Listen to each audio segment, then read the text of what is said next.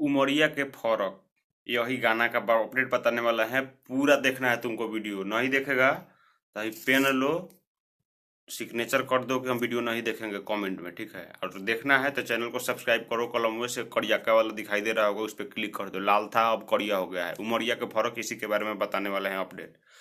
तो बात कुछ ऐसा है कि उमरिया के फौरक एक गाना आ रहा है, कौना चैनल पे आ रहा है, कैसे आ रहा है, उसका हर एक चीज बहुत इंपॉर्टेंट है जानना तुम लोगों को, नहीं तो गाना बेकार चला जाएगा।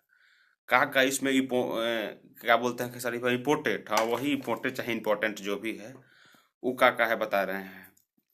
महादेव एन फिल्म से गाना आएगा। एन, एम नहीं, ए न, ठीक है। एन फिल्म से आएगा, महादेव एन फिल्म से गाना आएगा। और तुम लोगों को जाकर के उसको सुनना है। कब आएगा ये अभी हम नहीं बता सकते हैं। इस गाने को जो लिखे हैं उनका नाम क्या है, टेम्पू के ड्राइवर जो गाना लिखे थे ना, कुंदन प्रीत, वही लिखे हैं, टेम्पू के ड्राइवर वाला, ठीक है। जो लार्ड जी हैं उनका म्यूजिक है। ये वीडियो में सपना चौघनवा है, मतलब जो अभी चल रही है वही है, ठीक है।